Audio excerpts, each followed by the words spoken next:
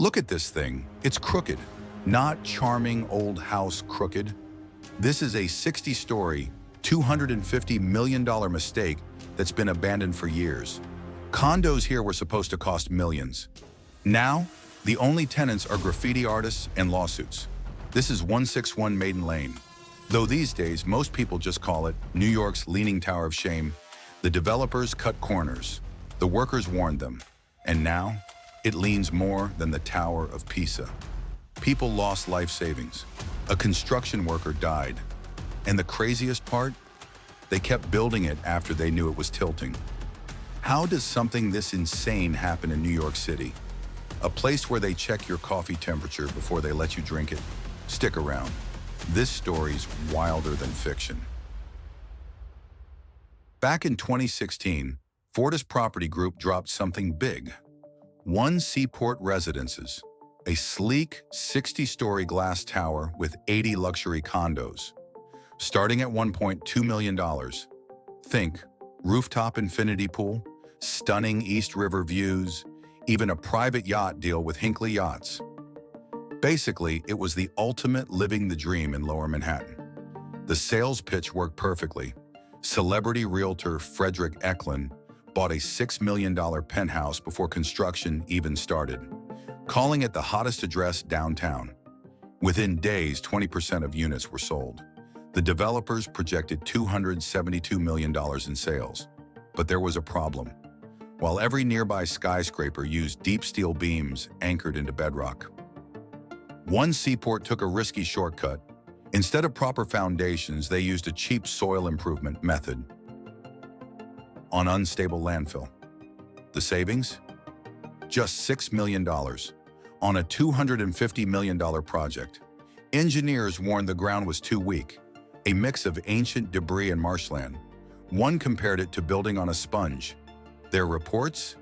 Marked confidential and ignored. Buyers kept signing contracts, unaware their dream homes were being built on what one worker called the worst construction site I've ever seen.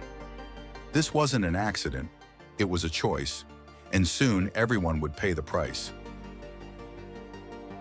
By summer 2017, construction crews noticed something strange. Their laser levels kept giving weird readings. The tower wasn't growing straight anymore. It had developed a subtle but undeniable lean. At first, just 3 inches off-center, then 5. By early 2018, the tilt reached 8 inches, enough that you could see it with the naked eye from across the street. Instead of stopping, the contractors got creative. They started pouring concrete floors slightly slanted, trying to correct the lean. Workers called it the banana method, but no amount of crooked floors could fix what was happening below ground. That same year, tragedy struck. A 36-year-old concrete worker fell 29 stories to his death when his safety harness failed during illegal scaffolding work. The contractor was fined just $10,000, less than the cost of a bathroom in the building. Meanwhile, sales agents kept showing glossy brochures to potential buyers. None were told about the tilt, the safety violations, or the growing list of construction defects. Internal emails from Fortis Property Group later revealed executives discussing how to avoid alarming investors about the structural issues. By the time the first glass curtain walls were installed in 2018, the problem became impossible to hide. Window frames wouldn't align properly. Elevator shafts were visibly off-center. The developer's solution? Order thicker rubber gaskets for the windows and hope no one noticed. The tower was literally bending under the weight of its own lies, and the worst was yet to come. By 2019, the truth could no longer be contained.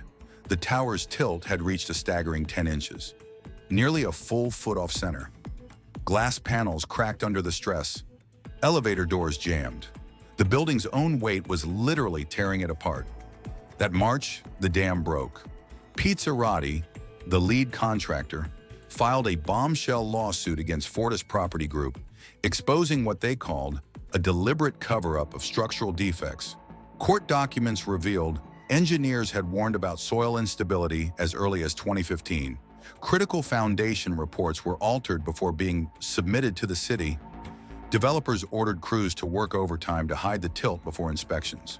One explosive email showed a project manager writing, "Just make it look straight for the DOB visit. We'll deal with the consequences later." The media frenzy was immediate. The New York Times dubbed it the Leaning Tower of Lower Manhattan. Buyers formed a class action lawsuit after learning their deposits, averaging $500,000, were not in escrow as promised. The building's occupancy permit was nowhere near approval. Construction had actually regressed, with workers removing completed floors. Most damning of all, internal cost projections showed Fortis knew about the problems before selling a single unit. They'd budgeted $12 million for legal contingencies, effectively planning for failure from day one. As one furious buyer told reporters, "They didn't sell us apartments. They sold us a lawsuit." The tower stood half-finished, its glass facade reflecting the sunlight by day and the flashing lights of news vans by night. The dream had collapsed. The reckoning had begun. By 2020, the financial reckoning arrived. Bank Leumi, the project's primary lender, did the math. $120 million already sunk into a tilting disaster. Zero chance of selling remaining units. 72 lawsuits and counting. Construction crews saw the end coming months earlier as paychecks started bouncing before stopping completely. Workers walked off the job, leaving behind frozen concrete mixers and skeletal scaffolding that loomed over Water Street like a monument to failure. The city was forced to order emergency stabilization work as the site descended into legal purgatory, with a court-appointed receiver bluntly describing the project as functionally dead. The artists arrived next. Under cover of darkness in 2021, urban explorers bypassed the minimal security to tag the tower's upper floors with ironic messages like House of Cards and Money Pit. They glowed against the Manhattan skyline, transforming the failed luxury project into an accidental art installation. Meanwhile, the developer's marketing website remained live, like some digital ghost, still promising elegant living spaces with breathtaking views, long after everyone had abandoned ship. For the few buyers still trapped in their contracts, the tower became a financial nightmare with no resolution. Their million-dollar investments evaporated as they fought legal battles against bankrupt developers with nothing left to seize. One bitter buyer perfectly captured the absurdity. It was like purchasing a ticket for a cruise ship that sank before leaving port, except the cruise line kept selling tickets as the lifeboats were launching. The final insult?